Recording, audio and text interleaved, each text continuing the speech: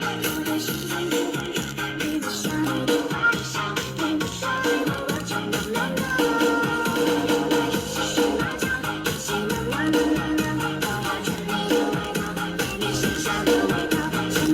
ันนี้เทสลองเสียงเฉยๆนะครับแล้วผมจะพามาดูด้วยนะครับอันนี้คือตั้งใหม่นะครับตั้งใหม่เลยนะครับสดๆเลยทุกคนอาจจะเห็นว่าตอนต่อสายต่อยังไงนะเห็นไปแล้วนะครับยัดเข้าดอกนี่เลยยอดมากเลย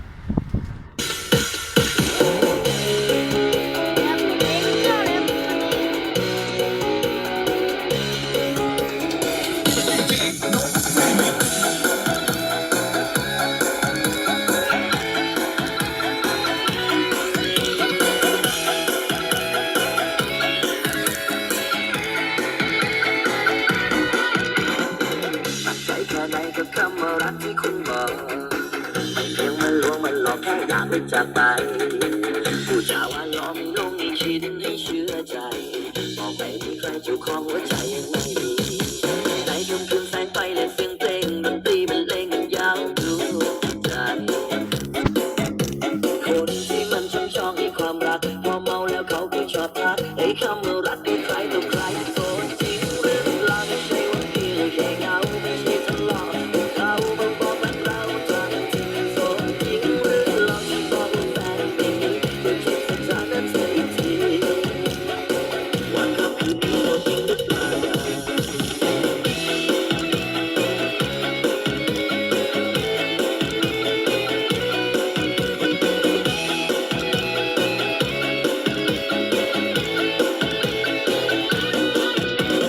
ในค่ำคืนแสงไฟและเสียงเพลงดนตรีบรรเลงกันยาวดวงใจ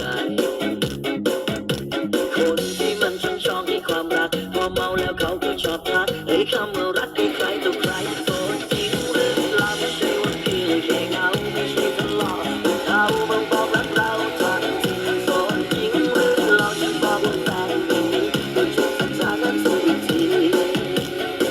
ว่าเขาคือดีโซนจริงหรือเปล่า